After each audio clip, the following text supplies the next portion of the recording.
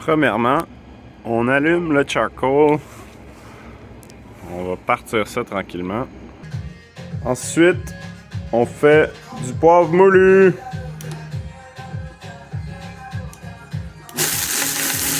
Yahoo! C'est parti!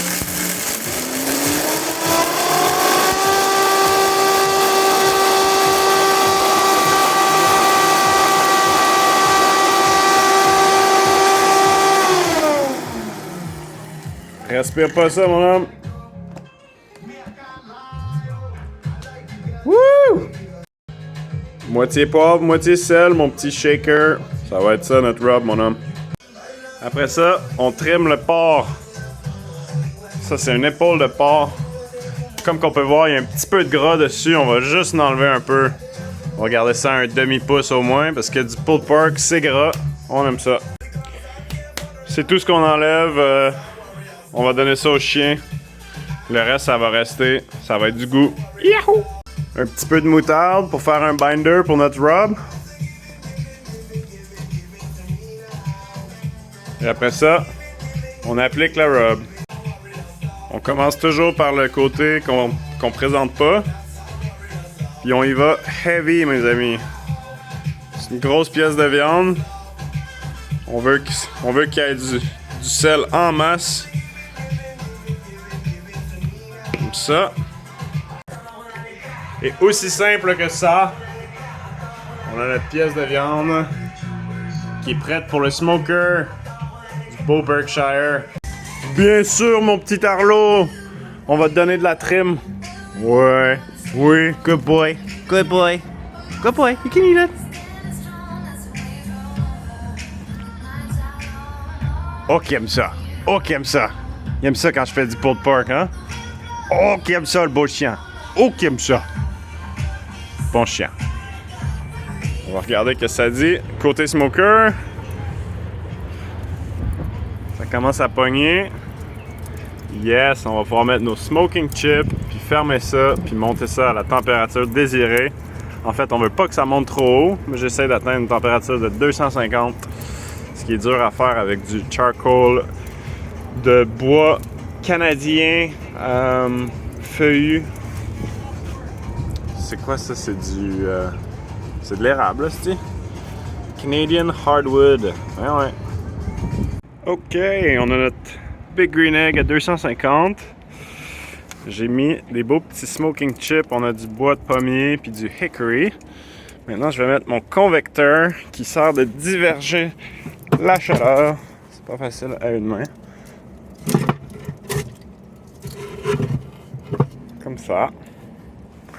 Ensuite, on va mettre un petit drip pan en dessous pour nos jus. Et puis, on va mettre de l'eau bouillante dans un petit water pan pour garder l'humidité. C'est pas beautiful, ça? Uncle Tom, the Willy Waller 2006. Et voilà.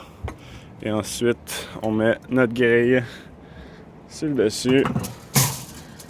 Et on referme le tout jusqu'à temps que ça remonte à température. Parce que là, ça a baissé. Et c'est tout, les amis. On va mettre notre pièce de viande plus tard. Et puis on se revoit dans 8 heures. OK, notre Big Green Egg est à 225, ce qui est close enough. On va ajouter notre pièce de viande sur le smoker. Comme ci, comme ça. Et voilà, mon petit, on se revoit dans 8 heures. Bon appétit, tout le monde. À bientôt. OK, on dépose le pulled pork ici. Donc, la raison pourquoi on l'emballe, en fait, après 5 heures, c'est qu'on veut commencer à garder les jus. Parce que les jus commencent à sortir. Le gras commence à rendre. Et ce qu'on va faire, on va l'emballer.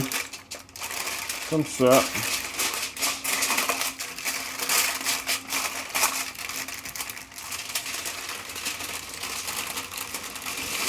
Et voilà. Comme un beau cadeau de Noël. Là, ça va retourner sur le Big Green Egg, les amis.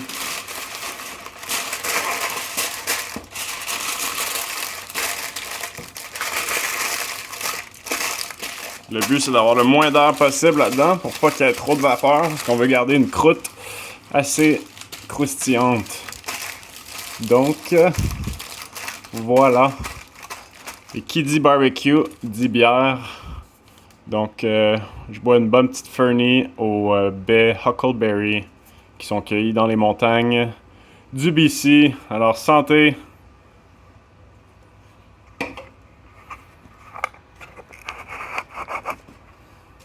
Chin chin! Ok, on ramène ça là-bas. C'est parti. Ouh! Ça va retourner pour un autre 3 heures. Jusqu'à temps qu'on ait une température internale de... Ouh, Big Green Egg. De 210 Fahrenheit. On peut regarder tous les beaux jus qui ont dégoulé là-dedans. On a encore de l'eau dans notre panne. Et c'est parti. On se voit dans 3 heures. La belle pluie à Revelstoke. On est dans une forêt pluvieuse, hein? Pas pour rien que les arbres sont 4 fois plus hauts que les maisons. Ouais, on a espoir que ça se claire. On va aller faire du vélo tantôt. Frais arrivé d'une ride de vélo. Je vous l'avais dit que le soleil allait sortir. Et qu'est-ce qu'on a ici? Un beau petit Big Green Egg. Et qu'est-ce qu'on a là-dedans? Du beau petit pulled pork. On va regarder quelle température qu'on a. En plein milieu. Comme ça. Ouh, 182. Ça se rapproche, ça se rapproche. On n'est pas tout à fait prêt. On attend que ce soit à 210. Donc, je vous reviens plus tard. Ok, je suis dedans. Alright. Ça fait 8h30, presque 9h que c'est là-dedans. J'ai monté la température un peu pour les 2 dernières heures, c'était à 300 environ. On est à peu près à 200 degrés de température internale. Puis moi, je call que c'est ready. Fait qu'on pogne la beast. Puis on la sort. Mais c'est bien important de la laisser reposer au moins une demi-heure pour qu'elle réintroduise ses jus. Parce que là, elle est bien stressée la viande, fait qu'il faut lui laisser un peu de temps pour relaxer. On se revoit dans une demi-heure. Ok, ça fait 8h30. On va regarder de quoi ça a l'air. Ouh! Un petit peu de jus, quand même.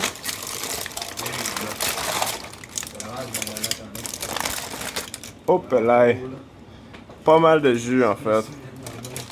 Ça sent très bon. On va voir si c'est cuit. On prend l'os comme ça. Si l'os il sort comme ça, d'habitude, c'est bon signe. On a un autre os ici. On fait juste le sortir comme ça. Ouh, c'est cochon! Ça, c'est cochon. Hi, Arlo, il va être content. Arlo, il va regarder. C'est un bon chien. Puis là, ben, c'est le test de la fourchette.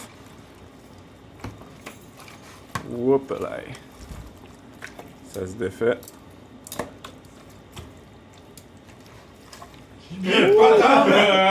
Oh la fille, man, c'est dégueulasse! L'histoire de Canada. 100% du temps que j'ai checké ça, c'est avec ça. À jouer au lancer Et voilà. Mais il manquait C'est de fait. précision. Il visait une On y porte goûte. la victime. C'est son cœur qui l'a frappé. Avec du Denis Et Lévesque. il dit que c'est un accident causé par un trop plein d'alcool. Ça prenait un coup assez Très fort, bon. mais la famille de sa victime... Juste assez pas salé. nécessairement cette version-là. Moi, J'en parle avec la fille d'André Gagné, Nadia. Pas rien dire. Deuxièmement, c'est ça que pas ou pas, c'est pas un jeu. c'est quand même. Ça donne faim. Ça donne faim. Il y a quelque chose ça l'a bizarre cette affaire-là. Nadia, est-ce que votre mère prenait un coup régulièrement? Est-ce qu'elle prenait un coup fort? Ah non, à l'occasion, normalement, là. Normalement. Hey, Ok, donc, l'anthologie québécoise. partez comme